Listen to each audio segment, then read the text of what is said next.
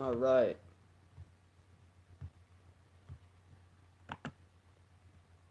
Let's go to my channel real quick. I'm recording from my phone, or streaming from my phone, I guess, and watching on my computer. That seems to be the best way to go about it.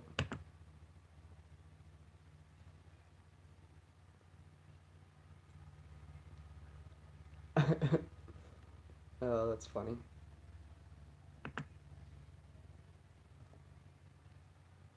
Funny.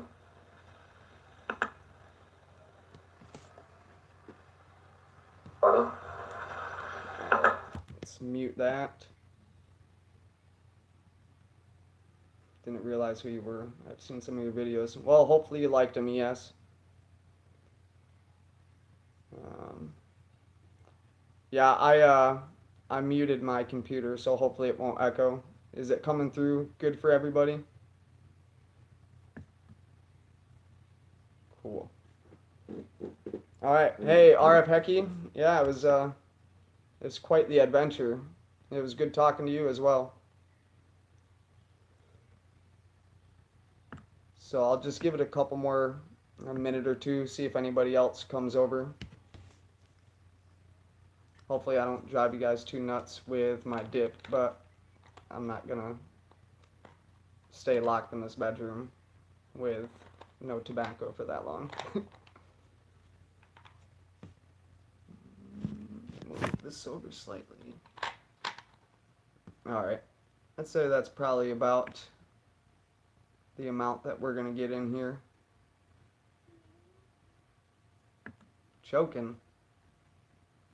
What does that mean? Oh. The wrong spot. Yeah, that's absolutely correct, Jimmy Fast. If y'all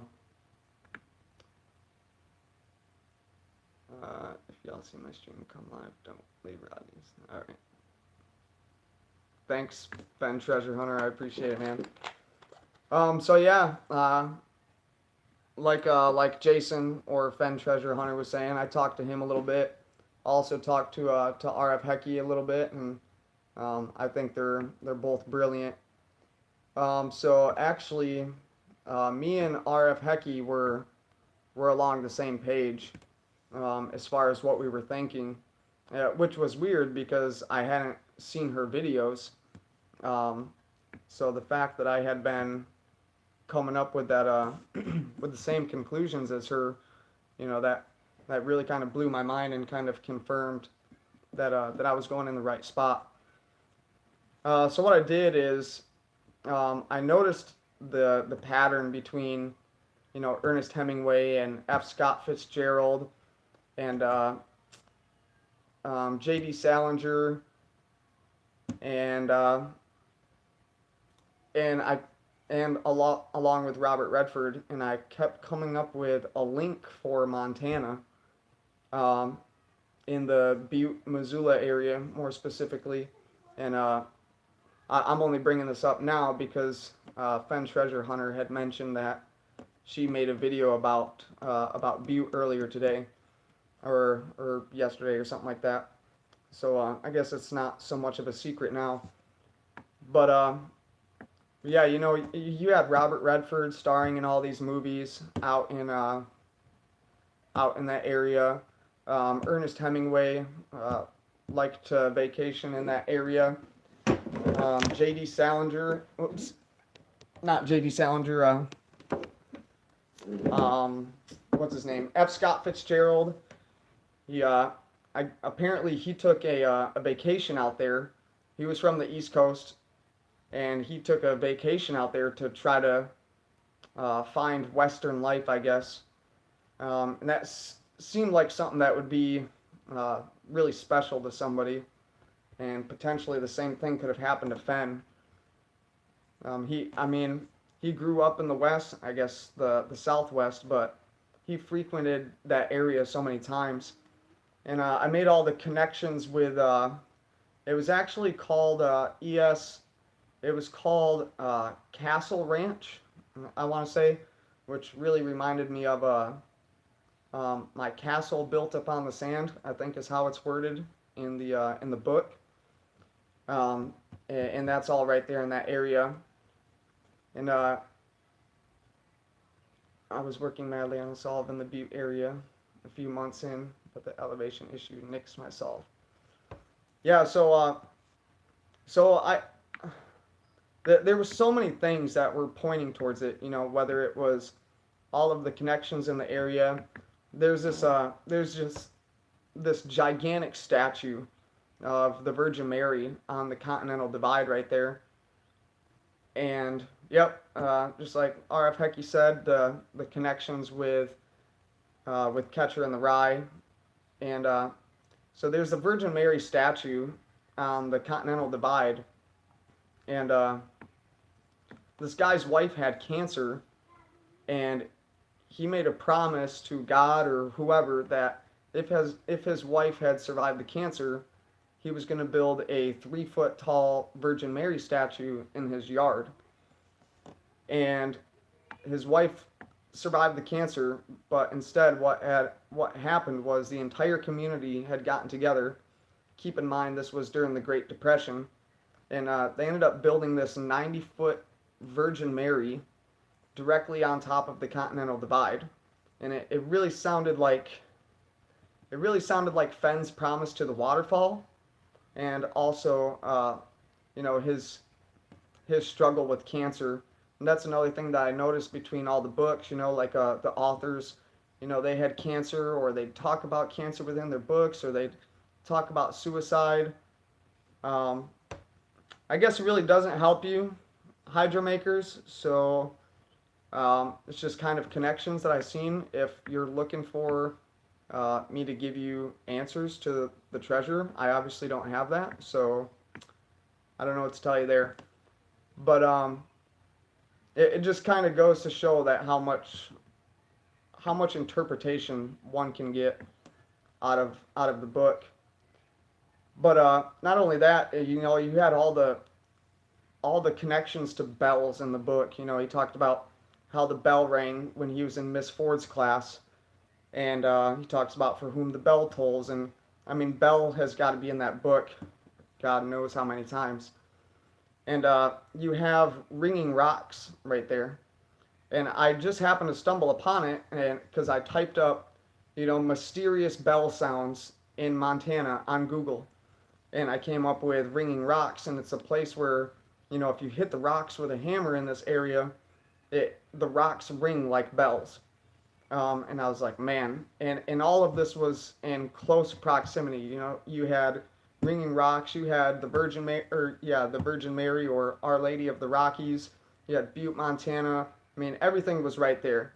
You have the Jefferson River, and there were 3 rivers that feed into the Jefferson, and one of them used to be called the Wise, and the name was later changed, but everything was pointing to that area.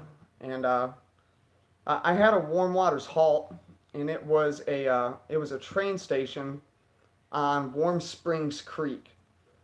And the reason why I went with that is, one, all of these books are talking about, they're making reference towards a train. When Forrest had talked about John Charles, whatever, would take this olive jar, and he would John Charles, whatever, would wave the olive jar in front of his face.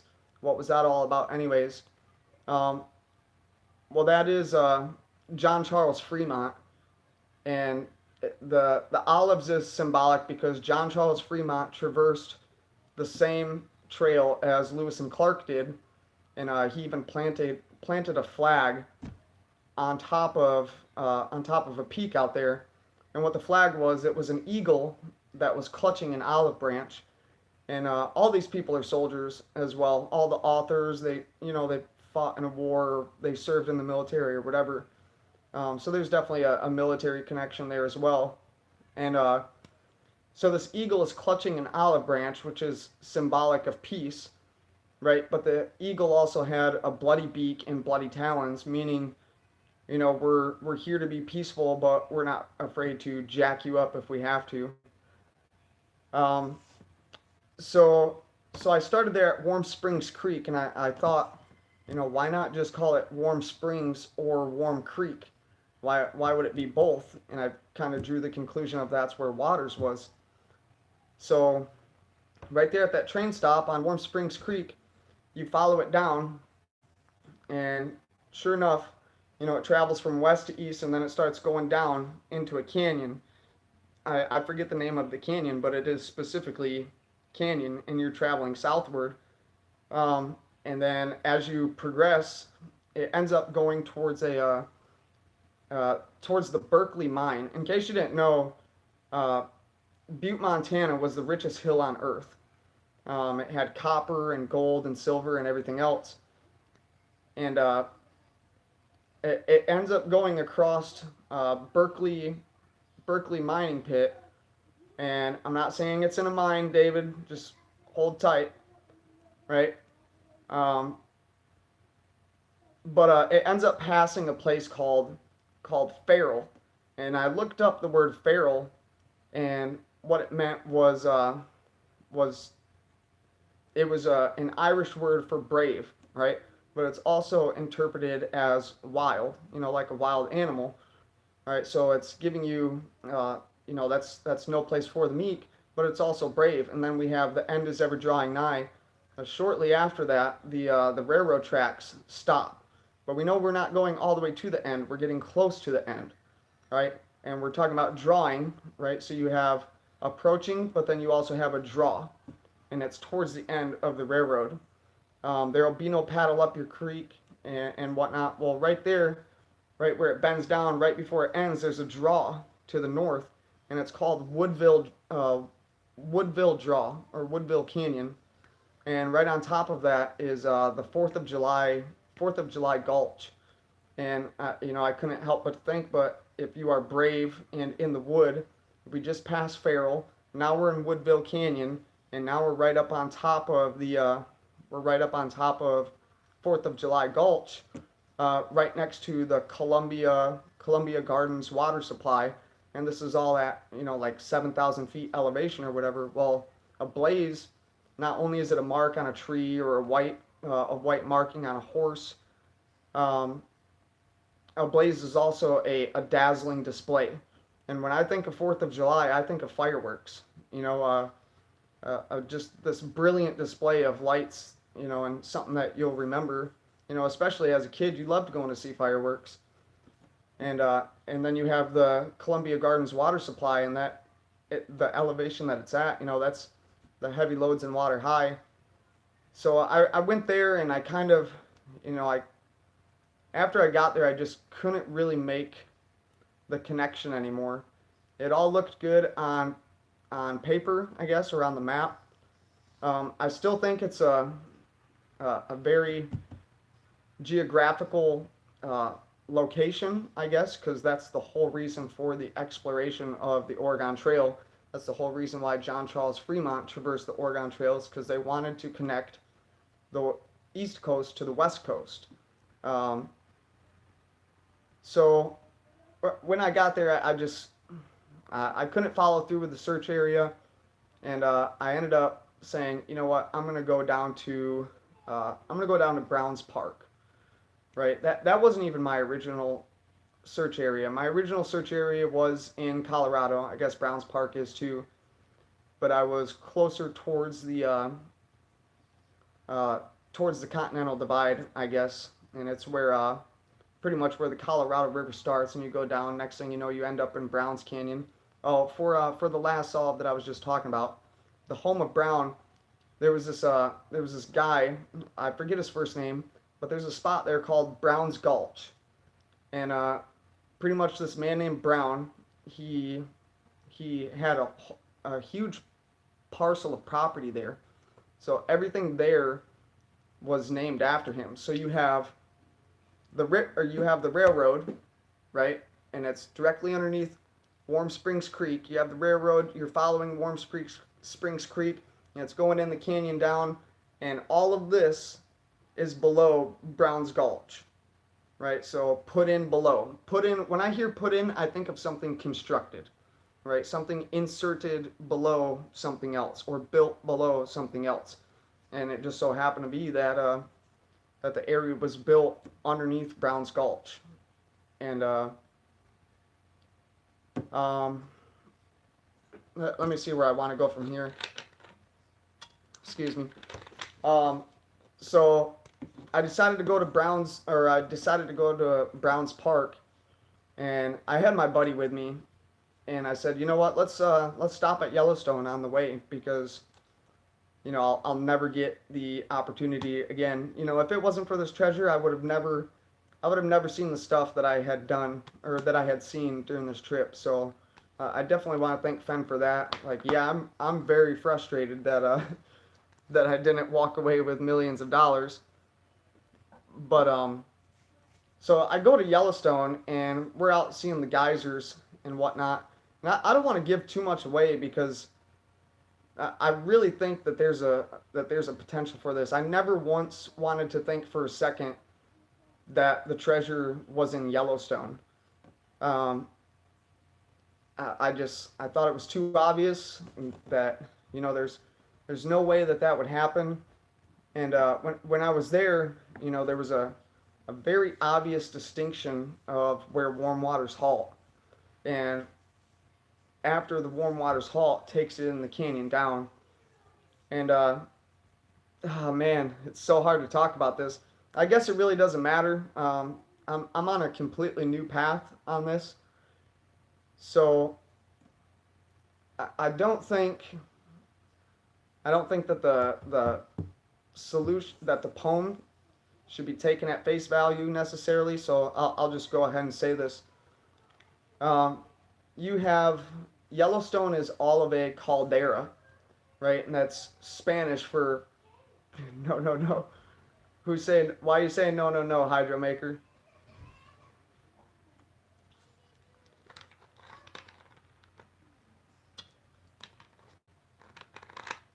Um, am I about to give your search area away? Because if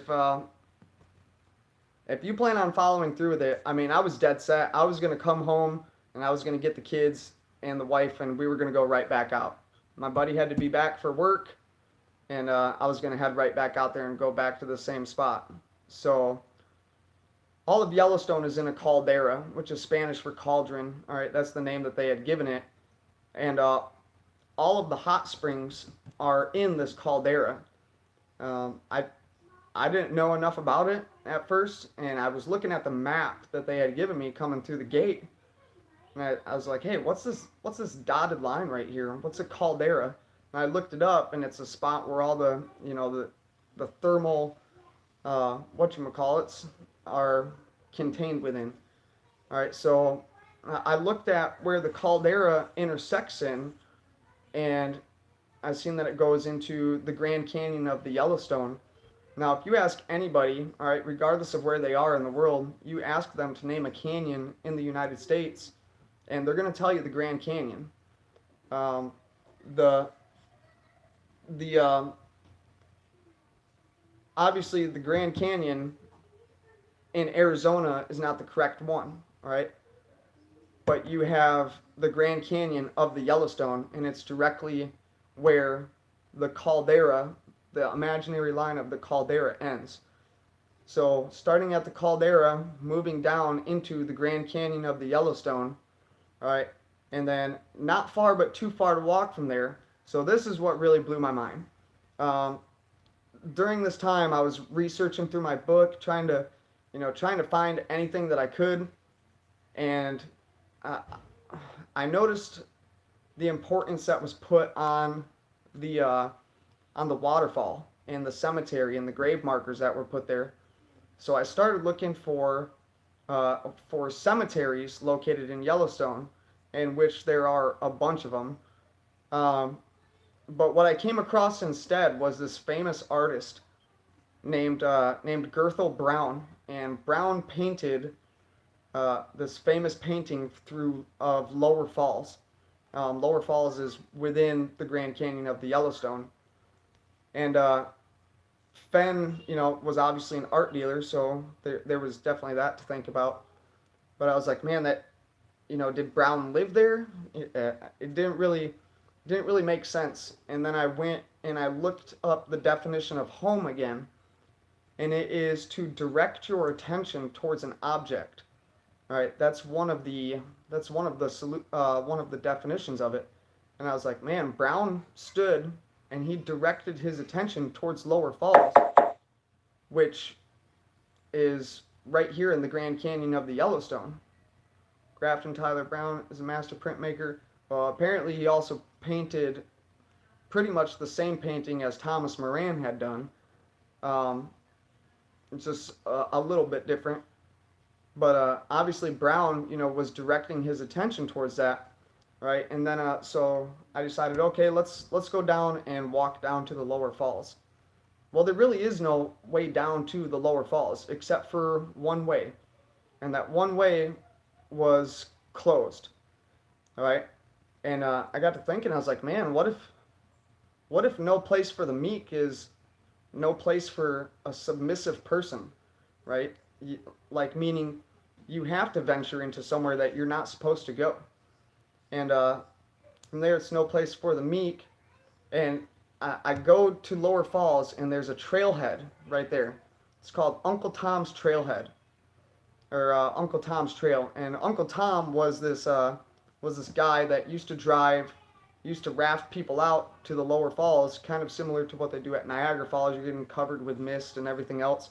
And he would make about $1,000 a season doing this. And so I look at the trailhead sign, and it says, don't attempt if you have a weak heart or difficulty breathing. And I was like, weak heart, that's a meek person. It's not about strength or weakness or whatever.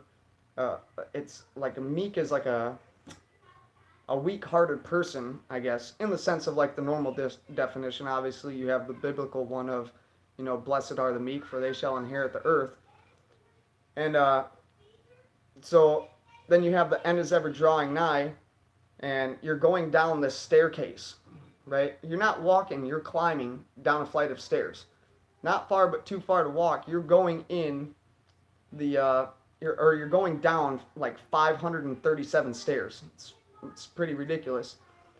And then all of a sudden the trailhead or the stairs just end with a perfect view. Keep in mind, we're the only people there. The trail is closed. We're kind of sneaking around because we can see people off in the distance, and we're like, hopefully they're paying attention to the falls and not to us.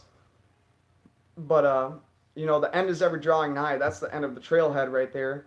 There will be no paddle up your creek, and I couldn't figure out there will be no paddle up your creek, and it wasn't until after I left.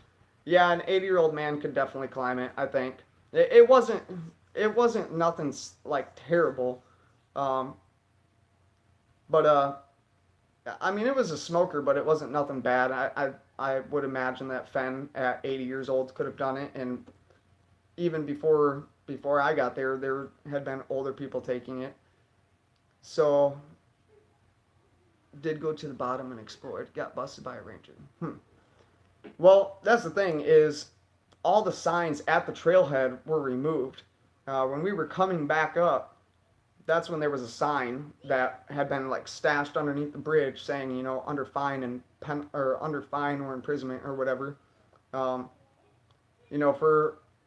It'd be too easy for somebody to be hiking through the woods and completely miss the trail closure signs on each side of the trail. So I could not figure out there will be no paddle up your creek until the drive home, when I got to thinking about Uncle Tom and what he used to do with rowing people to the falls. There will be no paddle up your creek because Uncle Tom is dead, and they no longer do that at Yellowstone. They no longer will boat you to the falls. And then just heavy loads and water high. This trail, the iron staircase looks as if the boulders from up top had like fallen on, and just put big old dents inside of the iron. And It looked exactly. It felt like something out of an Indiana Jones movie, or like National Treasure. They're going down this staircase and they're going and going. Um, exactly, Mary Green. Fenn is a fan of Off the Trail. He doesn't want anybody to tell him where he can and cannot walk. I have pics, Dirk. I can't show them right now because I'm streaming. Maybe I'll make a video of all the photos and whatnot, kind of just a compilation of all the videos and pictures that I have. It was a great time. But I'm coming down, and you have the falls off to the left, and right there on the rock face in front, you have the falls on your left hand side. This 300-foot, water high, and then the boulders crashing into the iron stairs. That's heavy loads, and right there in front of you is this huge white snow patch. It's in the middle of summer, and you have this huge white snow patch on there. And I was like, oh my God, that's the Blaze. And I get down to the bottom, and I'm starting to look around, and I can't find anything. And I'm like, maybe I have to go back up to, where I had very first seen the snow patch. And I get up to the spot where I could see the snow patch, and I look quickly down, right, and I'm focusing on trees. In case you haven't looked at, and I still have to make this video, I know I've said that I'm going to do it a million times, all the answers that Forrest Fenn had given to the 6 questions. I will make that video, I promise, but he always talks about kicking over a log or turning over a log, see what's underneath. So I look down, and at the base of this tree, there's rocks on the left and right side. There's a crack down into the roots, and then there's the tree coming up. And there's this blue object right there. So I go down, and I pull out this mountaineering rope. And I'm like, no way, so I start digging everything out from underneath it, and there's nothing there. I'm like, there's no way Fenn wants me to go down there's no way that he wants me to rappel down or tie myself off to make it a little bit safer. I'm like, I don't think that he would do that. Um, I searched all over, and I ended up leaving disappointed. On the way in and on the way out, there's this great big field, and I was like, oh man, there's the field that's right next to the falls, that he talks about in the book. And there's this freaking bull in there all by himself, this freaking buffalo, and all I could think about was Cody. And I was like, man, that's nuts right there. I was like, maybe he knows where the treasure's at, or maybe I'm supposed to like lasso him and freaking tie it to my car or something. Yes, it does. I could definitely see how somebody could be within 500 and 200 feet of it. So where was I going with this? So I ended up leaving, and on my drive home, I was listening to documentaries about Yellowstone, and this guy named Thomas Moran, from Artist Point, he painted the lower falls, and he ended up selling that to Congress for $10,000, along with the request that Yellowstone become a protected site, a national park.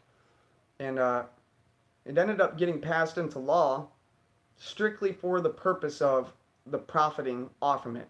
I went to Browns Park, I went to Dinosaur National Monument, I went to all of these places, and I didn't get charged at a single one of them. But had it not have been for my military ID, I would have had to pay $35 to get into the gate at Yellowstone. And obviously there's a huge profit. There's a huge profit coming from Yellowstone. I mean, just to stay in the hotel for one night was like $187 or something like that, and they didn't have internet, and you had to share a bathroom, and I mean, it was insane. You think about the 50,000 people that come there a day or something, whatever it is, I don't know. But they're making good money. But Thomas Moran, he kind of sparked this artist frenzy, and you had all these people that were going to Yellowstone to paint pictures of it.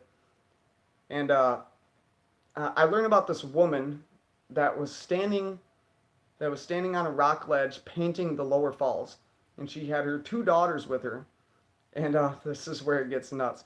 She had her 2 daughters with her, and when the wind would blow, her daughters would hold the canvas down so it wouldn't blow away. Well, I guess one day a huge gust of wind came and blew her painting down into the water. And guess what? Uncle Tom comes and he ties a rope off to himself and he freaking lowers himself down and he retrieves this painting. And I was like, man, what if that's what that rope was for? Because it wasn't necessarily dangerous, you know, it wasn't nothing that was going to kill you. I mean, if you fell or something, but there was kind of like a steep grade that would get you down, but it wasn't a sheer drop off. It's not like you're rappelling off from a cliff.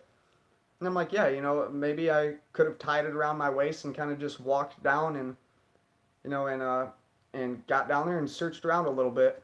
But then it really got me thinking of, you know, so if you are, from there it's no place for the meek, meaning it's no place for a submissive person. All right, the end is ever drawing nigh. You're coming to the end of the line right there. There will be no paddle up your creek, meaning if you get caught, you're up shit creek without a paddle. Right? Just heavy loads and water high is another description. Right? And then if you've been wise and found the blaze, that pure white freaking snow patch. If you've been wise and found the blaze, look quickly down. Boom, I seen the rope. But tarry scant with marvel gaze, meaning don't stick around, or I always thought it meant stick around and wait and look and pay attention. But tarry scant with marvel gaze, just take the chest and go in peace.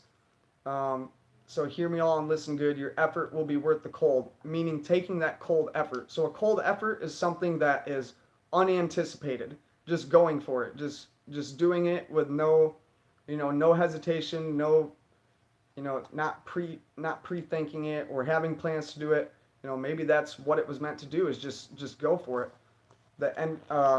And then if you are brave and in the wood. So if you are brave, meaning, conquering your fears of, one, going on the trail that you weren't supposed to go to, and then not only that, but, going down with the rope, which could have been intended, I don't know, and then in the wood. So we all remember the saying of out of the woods, right? We're out of the woods now, meaning we're in the clear.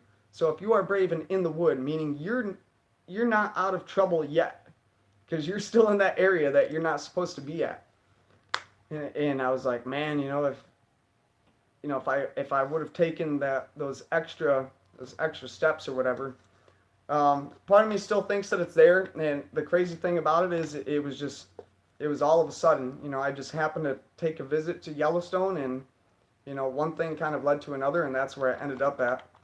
But then I went down to Browns Park. No place for the meek fit in there. You had Butch Cassidy.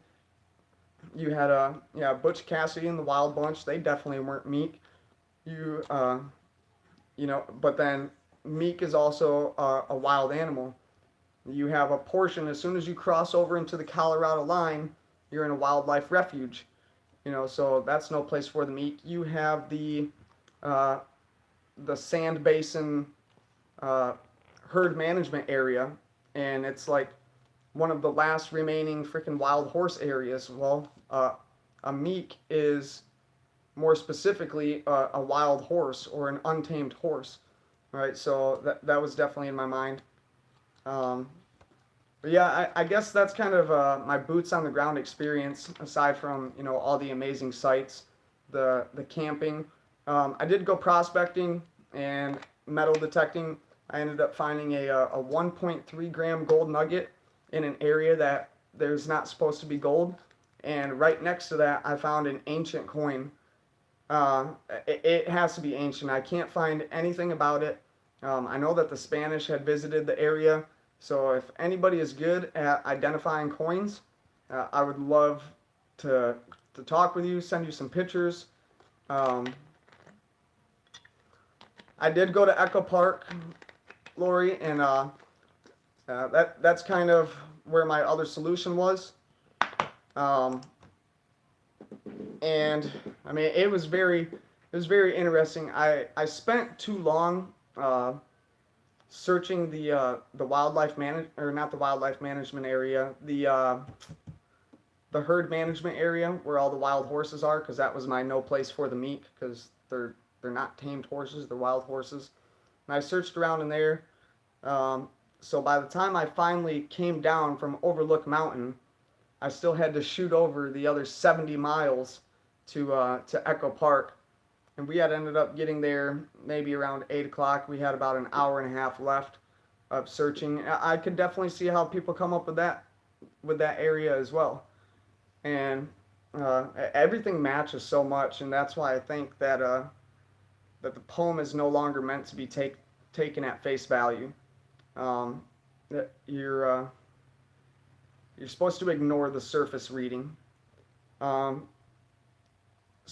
but yeah, I ended up finding this old coin right next to a gold nugget, and it was just, I was like, holy crap, you know. So I did leave with a little bit of treasures. I checked out Echo Park. I wandered around Whispering Cave. I went in there about as far as humanly possible. If you lower yourself on the rope, you're going to be a victim number 4. I don't think so, Jimmy Fast. It didn't seem too bad, really. It was it was a steep slope, but it wasn't a sheer cliff. Um, there's kind of this nice little spur that leads you right down to the water. The biggest thing that I was worried about is getting getting hemmed up by the rangers out there. So obviously, you know, I could have sat there and said, you know, like, oh, we didn't know, but they would have been like, you didn't notice that you're the only 2 people on this trail. They would have known exactly. You know how many people they probably bust daily of people trying to find Forrest Fenn's treasure. That's why I really don't think it's in a national. I don't think it's in a national park. I don't think it's on a national forest. I don't think it's at a national monument. It's on BLM land, because BLM land is really the only place where a person can still metal detect, can still prospect, can still file a claim as long as there's no active claim. It's the only place, unless specifically, you know, claimed by BLM, that there's none of that allowed there. You're good to go. National forest is different than BLM land, but I could see it being on a national forest. Um, but I know, like, the national forests here in Georgia, you can only metal detect at recreation sites, meaning a campground that's completely littered with freaking pull tabs and bottle caps. So there's a lot of archaeological sites typically in a national forest. There's lots of gold and other precious metals and natural resources in a national forest. And that's why they don't want you metal detecting there. I mean, if you're going to gold pan in a national forest, you can only do it with a small hand shovel and a regular gold pan. They know nobody's going to get rich of that. But there's a reason, bottom line is, there's a reason why the government wanted that piece of property. And it's because either a previous treasure legend in that area, or it's because of the natural resources, which kind of goes right back into Forrest specifically talks about the Bureau of Land Management inside of the book, and so does Robert Redford in the Outlaw Trail. The Outlaw Trail, by the way, is a great book. I walked the same trail as Butch Cassidy and the Sundance Kid and the Wild Bunch, and you know, I thought that might have been what the Blaze was. You know, if you've been wise and you found the Outlaw Trail. And there's a part in the book where he talks about you know, standing on this point, it's like what you would see at the end of a rainbow. And I was like, oh my gosh, you know, it's right there in the book. That's what Fenn is referring to, the end of my rainbow and the treasure chest. He could have just said, we'll lead you to the end of my rainbow, or to the end of the treasure chest. But he says, we'll lead you to the end of the end of my rainbow and to my treasure. Did you find the Outlaw Trail where it enters Echo Park from the cliff? You talking about over in the Utah side, right as it crosses over into the border before it cuts back down into the Canyonlands?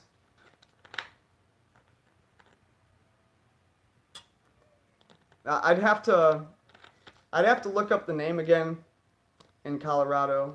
No, the book, The Outlaw Trail, only talks a little bit about coming into Colorado. It specifically mentions Dinosaur National Monument and a couple other places, but there's a spot that he talks about.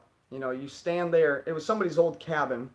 And you look out and you can see the Colorado shelf in the distance. You can see Green River, the actual town of Green River, and how it appears to be what you would expect at the end of a rainbow.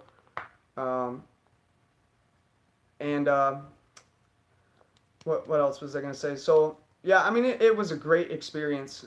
Uh, I was definitely disappointed coming home. I'm sure some of you guys felt that way. You know, like I don't think there's necessarily a healthy balance between sightseeing and treasure hunting. I tried to do my best. You know, like my buddy, he said that he didn't.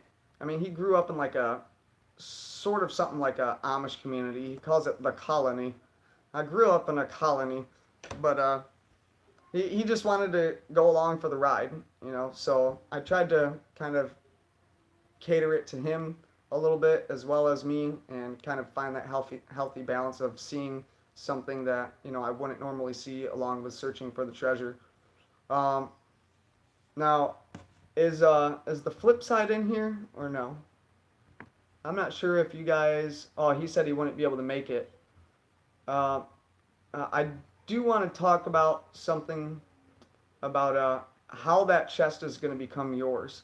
So it seems like there is a lot of discussion, like not only the national parks or the U.S. Forest Service and whatnot, putting out information along with the BLM authorities and whatnot. But everybody seems to think that once you find this chest, what do you think the snow blades could melt? I did see a previous video where the snow isn't there, but I think because Fenn talks about how he had gone during the summer, um, so I think somewhere around the June and July time period is it's still there. It might disappear momentarily for like August or September or whatever, and then come back. I'm not really sure, but I mean, for it being the middle of June, I mean there was still a good chunk of snow on there. So maybe the video that I had seen was like a significantly hot summer. Um, so I don't know, but I think Fenn had previously said that it was during the Lorraine Mills interviews that if you she asked him when he had hit it, and he said he didn't want to say that because it would be a clue in itself. But then later on, he ends up saying that he hit it in the summer. Um, so that, I mean, that's got to be a clue in itself. He already said if he says when, then it's going to be a clue. Um, so that's something to think about. Another thing to think about is some a lot of people talk about the Fenn hiding or going Fenn hiding it in one afternoon, making in two trips in one afternoon. Well, I think of afternoon from 12 p.m. to 5 p.m. And then after 5, it's transitioning into the evening. And he doesn't say evening, he says I hit it all in one afternoon. So you got to think of it logically in a 5-hour period, right? So that's what, an hour and 25 minutes out and then back. So what's that, 2.5 hours for one trip and then 2.5 hours again coming back. So yeah, I guess if he's using wordplay, but he says in one afternoon. He didn't say afternoon. Um, and he even talks about that in his book. He distinguishes between breakfast and lunch and supper. So of course he's a man uh, that uses morning, afternoon, and evening and night. That's the way I look at it. And maybe I'm the only one that thinks like that. But from you have the middle of the night, which is midnight to freaking 3-4 o'clock in the morning, and then you have morning, which is like 4 a.m. to 11:59 a.m. You have noon or afternoon, which is noon to 5, and then you have the evening, which is from 5 until what, 8 or so, and then you have night, which is from 8 all the way back. I searched at 3 a.m. one time.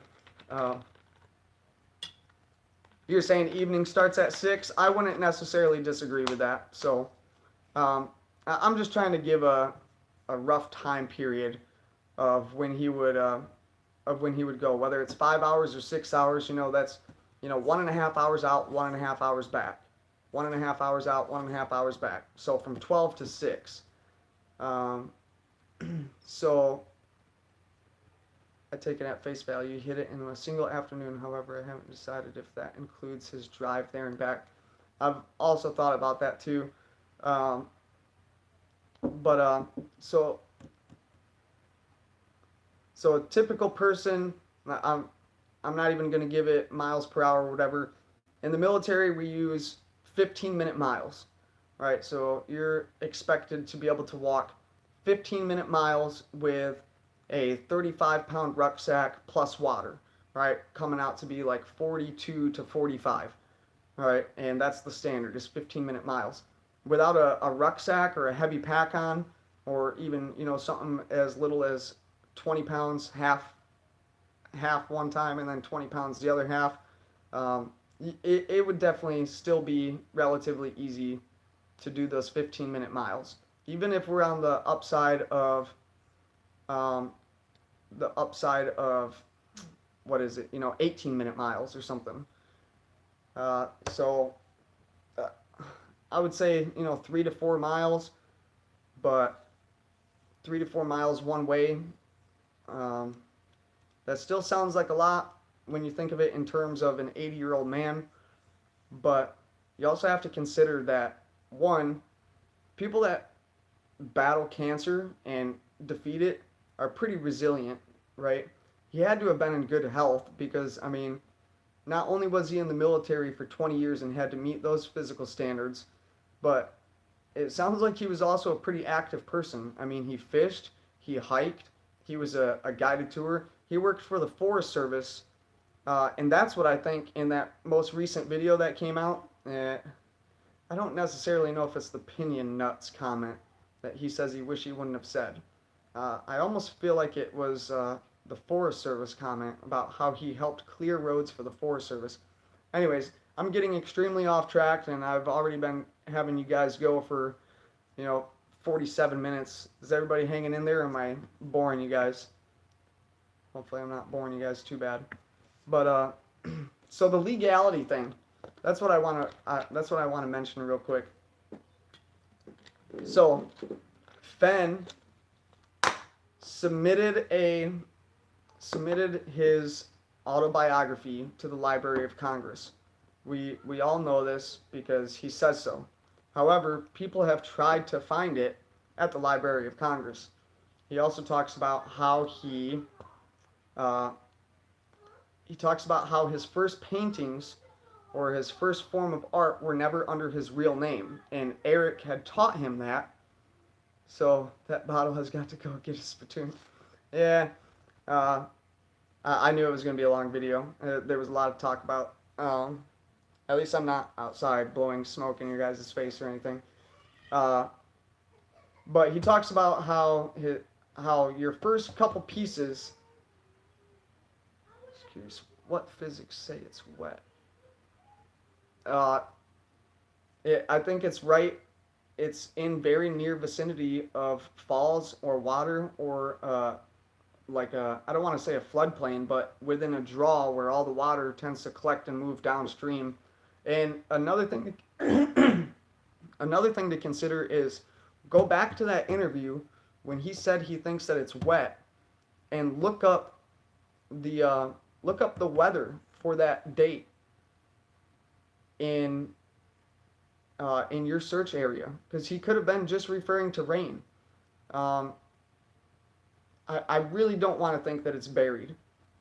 When you get into burying objects, especially if I wanted to go treasure hunt in the national forest, I have to submit a treasure trove permit, and I have to give the exact location along with all the evidence of why I think that it's there, only for them to possibly turn me down after I just gave them all the information that they need.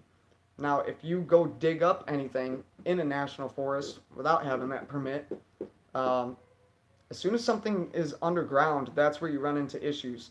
And I only know about this from all my metal detecting and my treasure hunting research. That goes way be that had started way before the Forrest Fenn thing. I don't think it's buried. I think it's, in a rock crevice or somewhere that it blends in really good, and that's why I think. But Terry Scant with marble gaze means to wait a little bit and to stare intently. Um, and same thing with the so hear me all and listen good. That's how I ended up going to the ringing rocks. Is I think so hear me all and listen good is referencing something that you're supposed to do at the treasure location. You're supposed to see and hear something, um, and that's how you're going to find the treasure. Um, but at the same time, he says whoever solves the clues will walk right straight to it.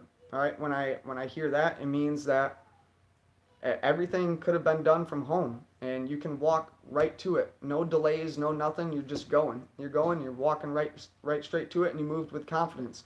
The only way that somebody can move with confidence to the exact location is if they have solved all the clues from home. Um, so stone cold, worth the cold. Yeah. So I keep getting off track here with the legality of keeping the chess, and I didn't really notice this at first. Excuse me again. Ben talked about. Let me see if I can. What can't you hear? Hear me all and listen good. What can't you hear? Stick with me for 2 seconds because I want to read this straight to you guys without misquoting. All right, and it's gonna be pretty good, and I think this is how you're going to be able to keep the chess because you have abandoned property, and then you have treasure.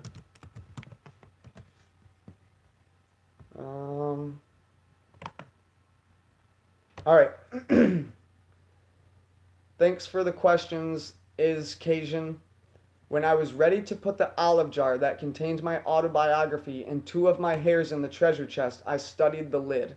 It was made of a thin coated steel which is not easily oxidized in air or water. Over time, those characteristics can break down. Although I'm not ready to say the treasure chest is not in water, I certainly didn't want moisture to enter the jar.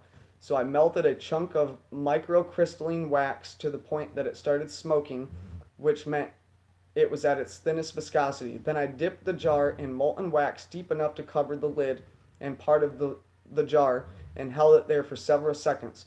I wanted the wax to seal the threads on both the lid and the jar, but I didn't want to heat to break the glass. After it cooled for a minute or so and the wax hardened, I repeated the process 2 times, increasing the wax thickness on the lid. The wax was petroleum based and won't evaporate or deteriorate. When cold, it becomes brittle. That's why I wanted the threads on the lid and jar clogged.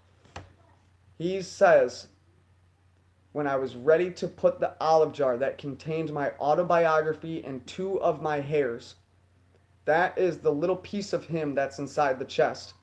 Those hairs are going to be able to trace back through DNA. Within that autobiography is going to be instructions on how you're going to be able to keep the chest. And you're going to be able to keep the chest by proof that the chest owner had left it there for somebody else. And that's how you're going to get title to the gold.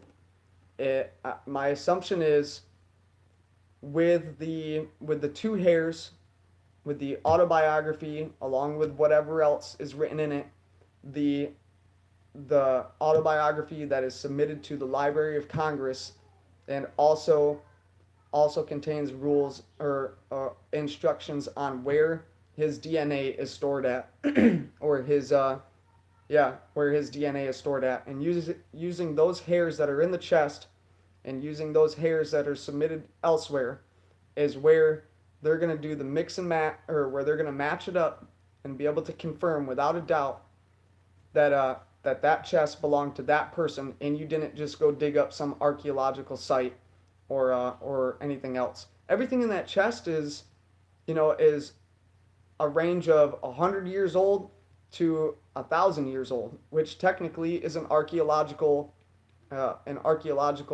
piece. So it would be too easy for a law enforcement officer or some sort of authority to say that all of that stuff a is an archaeological dig, that you had illegally uncovered, some lost treasure within an archaeological site. He did not want that to happen, and that's why he put two hairs inside of the chest. Um, so that's my thought on that. And one last thing I want to address about when he said nobody's going to stumble upon that chest, and that whoever finds the chest won't be the type to stay quiet about it. And uh, now all of a sudden he says that he thinks that the chest will be found this summer, and now all of a sudden he says that he doesn't think that the person that finds the chest will own up to it or will admit it. I think that wherever the chest is located, there's construction going on there. Whether it's the authorities or the park service or whatever, whether they cracked the code and they're out there. My search area. So when I was at Inspiration Point, Artist Point, Lower Falls, Uncle Tom's Trail, that whole entire area was had a whole bunch of construction going on right there, and there was an article. There was an article released by Yellowstone, or a news article or whatever, that said that this is the year for major renovations.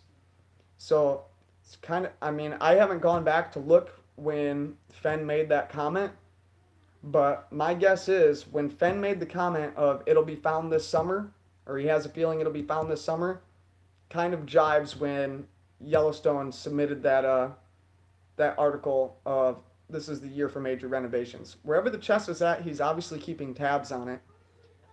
And think about it: if you're the federal government and come to find out there's a treasure, a $2 million treasure that's discovered on your property, you're not going to own up to it, right? And if you're a construction worker that just so happens to be working there and uncovers it, you're not going to own up to it, right? You're going to take the chest and you're going to try to evade the IRS for as long as humanly possible until they catch up. I mean, people say, if I found a whole bunch of gold, I would melt it down into nuggets, and sell it off here and there. Awesome, that's great, but you're going to get caught eventually. You're going to have to own up to it. And that's why I think that title to the gold is a legal document along with DNA claiming that whoever finds it will get to keep it. Now, obviously, whoever finds it is going to have to pay taxes on it. And it's going to be at roughly, 25 to 28% taxes on it. But hey, at $2 million at face value, that's not even at auction, that's not at inflated gold prices or anything, I would gladly pay 25 to 28% of it. I mean, I'll be a richer man then than I am now. So that's my thought on it. I don't think it'll be at 50%. I really haven't done my research on all that, but I know any large sums of money I've ever gotten, it was always taxed at 25 to 28%. And usually 28% is what it was. So, does anybody have, I feel he said, more people interested to keep the chase going. I don't know. I don't necessarily know if I said I was going to make a video on this too. Is through all of my treasure research or treasure legend research, anytime I find a treasure legend with a significant amount of evidence, and I'm able to pinpoint a fairly closed off area of where it should be at, it always falls on a government property every single time. It's like the property was seized or attained or purchased because of the treasure legend within that property. Um, so if you happen to find out that a treasure is hidden on your government land that you know people are searching for, right? And if you want to keep them out of that area, but make it look like something legitimate is going on in that area, why not have construction going on? Why not have paid contractors in at that? One, you're killing two birds with one stone. They're working to do the renovations or whatever, but they're also looking, right? And they were looking at the two spots that I had come up with, the and both of them in very close proximity. One on the near side of the Grand Canyon of the Yellowstone, one on the far side. But I mean, you hear about it all the time. I read historical newspapers for uh, for evidence and information all the time, and you always hear about construction workers finding a treasure or so on and so forth. So it would not surprise me if that's why he thinks that it's going to be found this summer. Um, but yeah, I think that's about all I have to talk about besides trying to catch up with some of you guys' comments. Um, See if I can provide a little bit more insight into anybody's questions.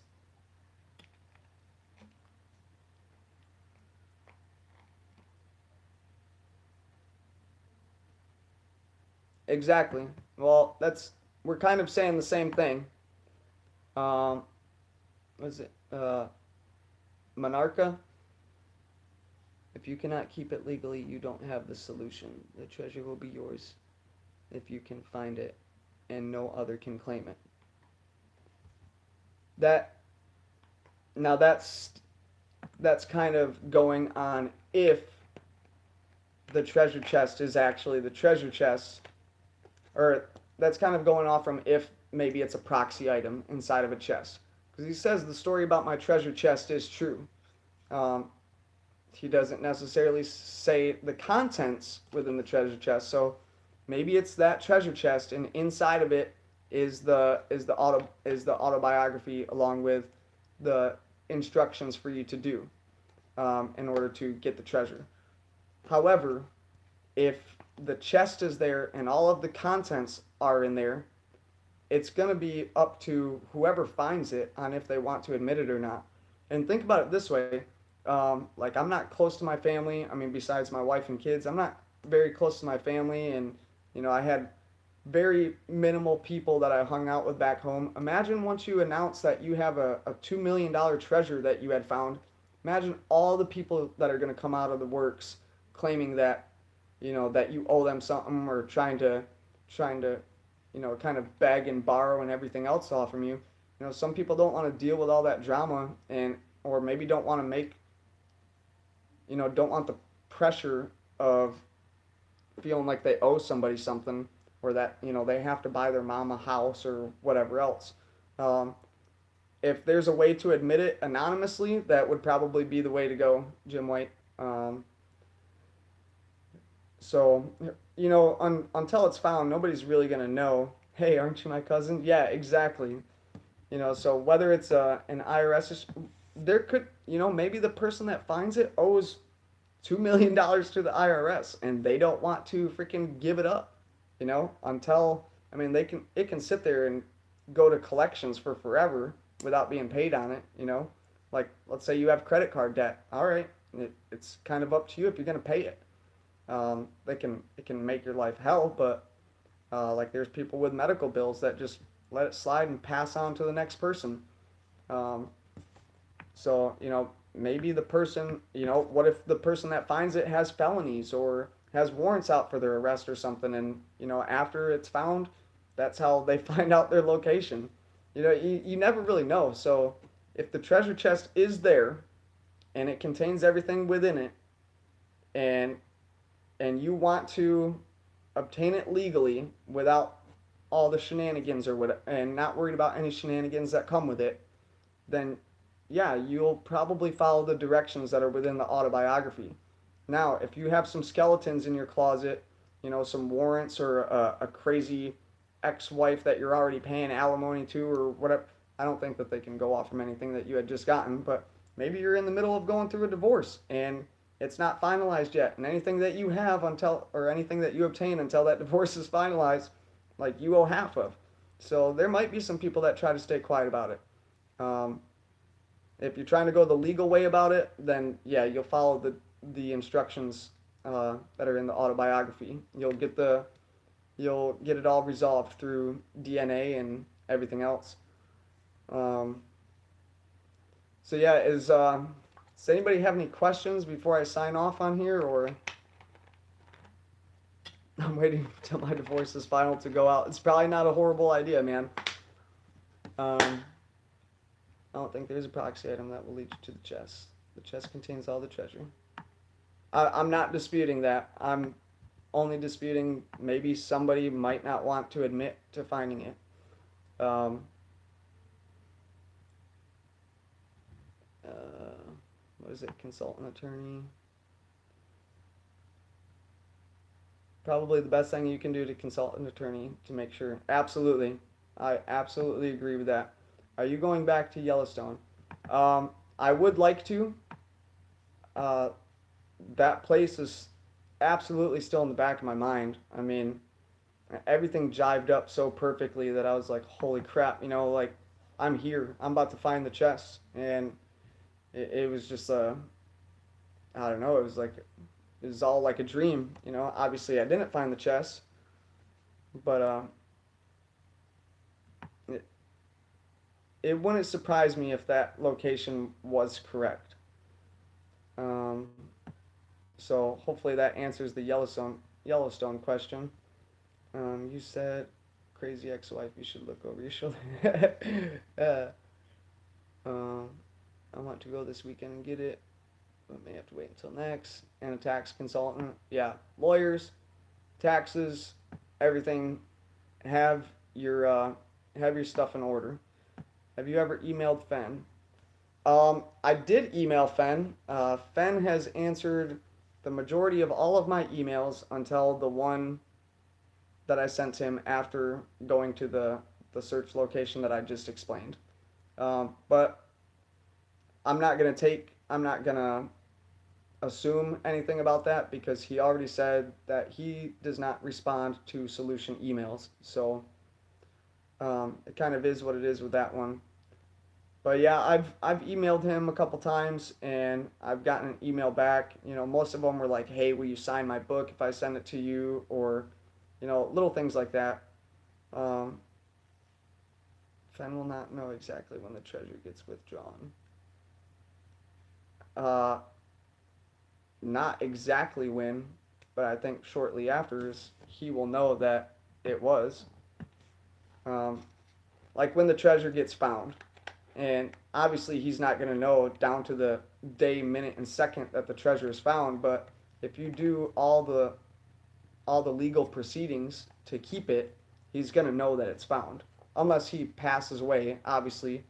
Um, and that's a whole other story if it's found. And that's realistically 1,000 years from now, DNA is going to be the only thing that would allow you to keep the chest.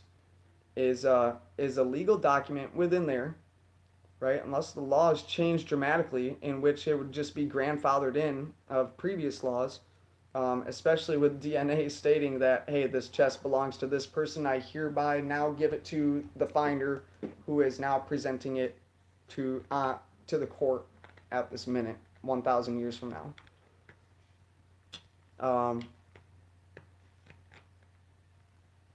There is a way for him not to